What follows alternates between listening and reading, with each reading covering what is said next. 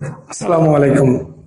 Last ক্লাসে লালা গ্রন্থির অবস্থান এবং লালা গ্রন্থি নিঃসৃত এনজাইম এবং শর্করা জাতীয় খাদ্যের মুখ বিবরে যে রাসায়নিক পরিবর্তন হয় সেটা নিয়ে আলাপ করেছিলাম। আজকে লালা গ্রন্থি নিঃসৃত লালা রস নিয়ে কিছু কথা বলবো। তো আমি কিছু তথ্য আগেই লিখে রাখছি যাতে ভিডিওটা খুব ছোট হয়। তো স্যালিভা বা লালা রস লালা গ্রন্থি নিঃসৃত যে এনজাইম, পানি এবং বিভিন্ন উপাদানের মিশ্রণ, সেটারই নাম। তো লালা রসের যে পরিমাণটা পার ডে, প্রত্যেক দিন একজন মানুষ গড়ে প্রায় 1200 থেকে 1500 মিলিলিটার এই লালা রস ক্ষরণ করে থাকে, যেখানে বেশ কিছু এনজাইম এবং পানি এছাড়াও আরো বেশ কিছু উপাদানের উপস্থিতি রয়েছে।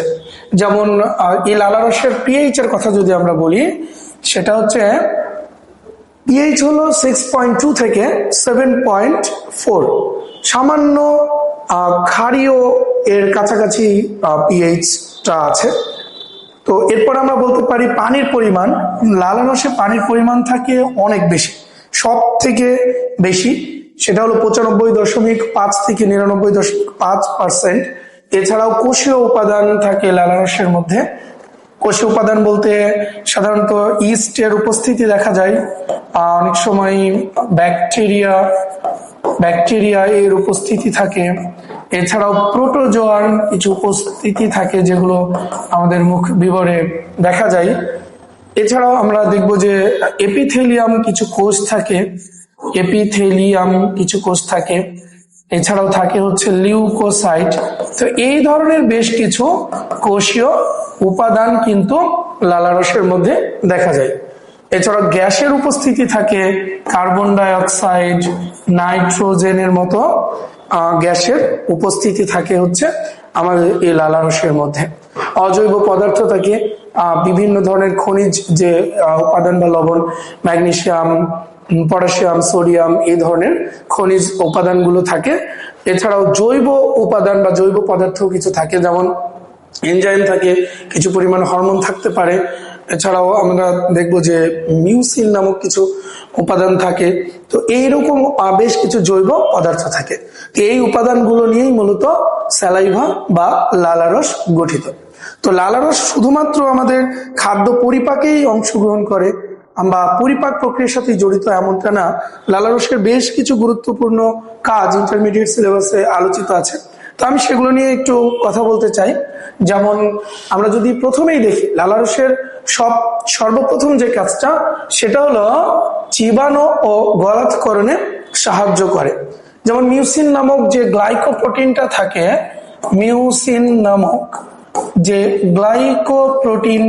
থাকে, সেই গ্লাইকোপ্রোটিন সাধারণত খাদ্য বস্তুকে পিচ্ছিল করতে সাহায্য করে, চিবোতে সাহায্য করে, যাতে খুব সহজেই এনজাইমগুলো খাদ্যবস্তুর সাথে মিশে যায় এবং খাদ্যবস্তু বা চিবানো খাদ্য উপাদানটাকে গলাৎকরণ করতে খুব সাহায্য করে।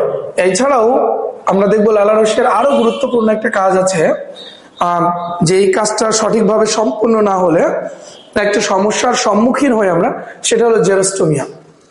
এটা হলো যে লালা রস সাধারণত আমাদের মুখ বিবরের যে এনভায়রনমেন্টটা, সেটা খুব সিক্ত এবং সবসময় মানে চলনশীল অবস্থায় রাখতে সাহায্য করে, যার ফলে আমরা খুব দ্রুত কথা বলতে পারি, কথায় জড়তা আসে না। কিন্তু মানুষ অত্যধিক উৎকণ্ঠিত বা এক্সাইটমেন্ট যদি ফিল করে, বা হঠাৎ করে যদি কোনো একটা মানুষ অতিরিক্ত এক্সাইটেড বা প্যানিক হয়ে যায়, তাহলে তার লালারস উৎপাদন বা লালারস তৈরির পরিমাণটা কমে যায় এবং মুখ অলমোস্ট শুকিয়ে যায়, অর্থাৎ মুখের যে পিচ্ছিল ভাবটা সেটা কমে যায়।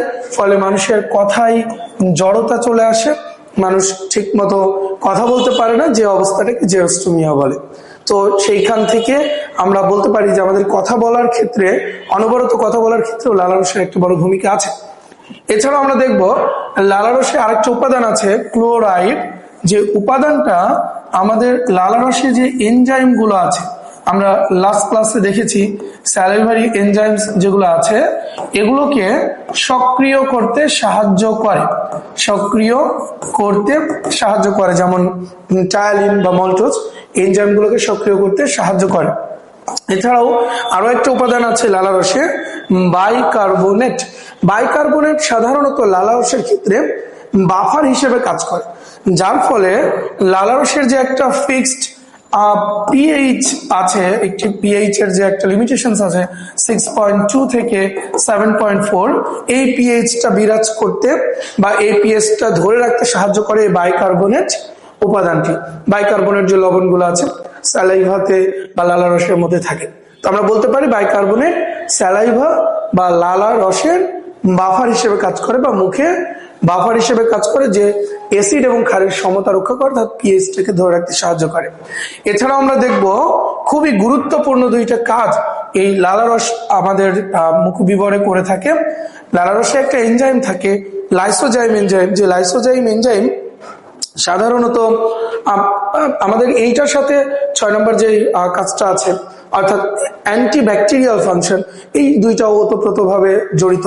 তো লাইসোজাইম এনজাইমটা সাধারণত আমাদের মুখবিবরে যে ব্যাকটেরিয়া বা ক্ষতিকর জীবাণুগুলো থাকে সেগুলোকে ধ্বংস করতে সাহায্য করে।